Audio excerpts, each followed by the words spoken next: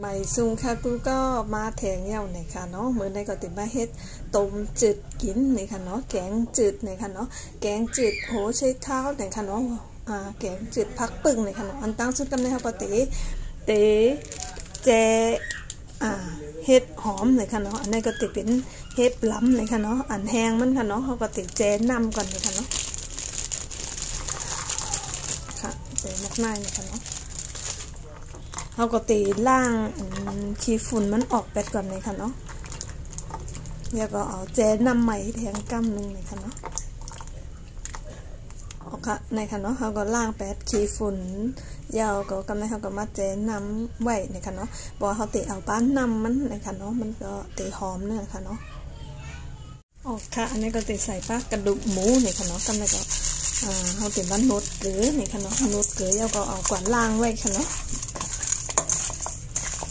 รถอย่างนี้ก็นะคะก็ถึงมาล้างน้ำเลยค่ะนะล้างน้ำไว้2-3 ปอกเลยค่ะเนาะ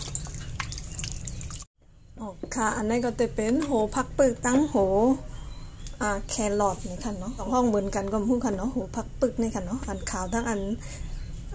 อันส้มนี่ค่ะเนาะก็ในเขาก็จะมาซอยกันนี่ค่ะเนาะ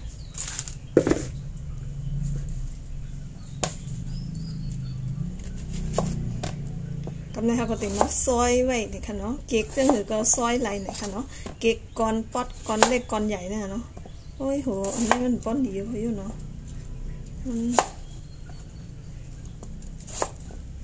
มันดูแก่ๆเนี่ย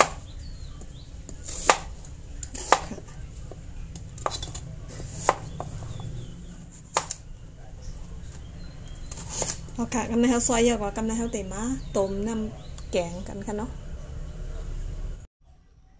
ค่ะกำลังเขาต้มน้ำยอดเนี่ยก็น้ำไม้เมาเนี่ยก็เขาถอดติดใส่ผักกี้เนี่ยค่ะเนาะในค่ะเนาะหาผักกี้เขาก็ติดทูบใส่เนี่ยค่ะเนาะยาวก็ใส่ผักมีเผือกเนี่ยค่ะเนาะผักมีเผือกนี่ก็เขาก็ทุบอินเนี่ยใส่เนี่ยค่ะเนาะยาวก็ใส่เกลือเนี่ยค่ะอันนี้ก็ติดเป็นหมักพริกปอมเนี่ยค่ะเนาะพริกปอมนี่ก็ทุบให้มันแหลวนี่ค่ะเนาะ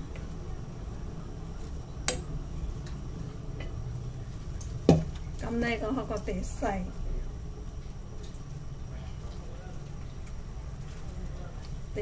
กระดูกหมูอันเขาล่างไว้ค่ะเนาะ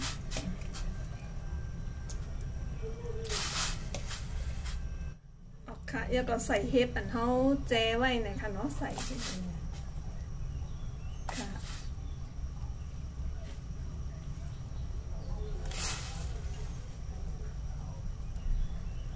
ใส่ต้นน้ำมันเลยค่ะเนาะตีไว้หอมเลยค่ะเนาะ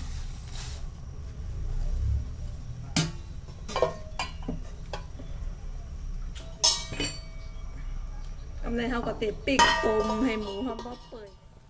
เอาค่ะหลังจากเขาต้มไว้หมด10 นาทีแล้วค่ะเนาะกำลังเขาก็มาปรุงเครื่องมันเลยค่ะเนาะอันนี้ก็ตีเป็นซีอิ๊วขาวเลยค่ะเนาะ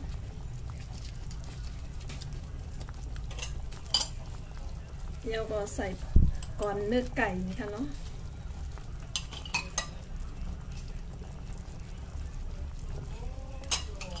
แล้วก็ติดใส่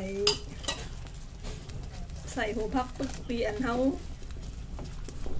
ซอยไว้ค่ะเนาะ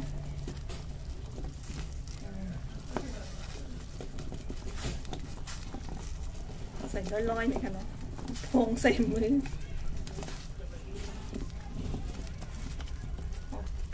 กำลังก็เขาก็เตะต้มไว้แทงบอก10 นาทีหรือว่าต้มให้หัวผักปึกเขาพอสุกเลยค่ะนะ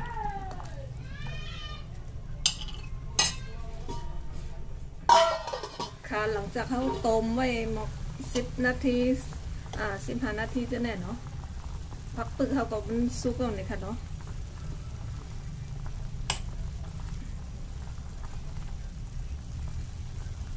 ค่ะผักปึกเขาสุกแล้วกันแน่ก็เขาก็เตะใส่ผักกี้เนี่ยค่ะเนาะใส่ผักกี้แล้วก็ปิดไฟไว้แล้วเนี่ยค่ะ ต้มจืดโหใช้เท้านะคะเนาะแกงผักปึกใส่กระดูกหมูนะคะเนาะหน้าตามันก็ติออกมาจังไหนนะคะเนาะกินข้าวไรเย้านะคะมากินข้าวจ้อมกันนะคะกูก็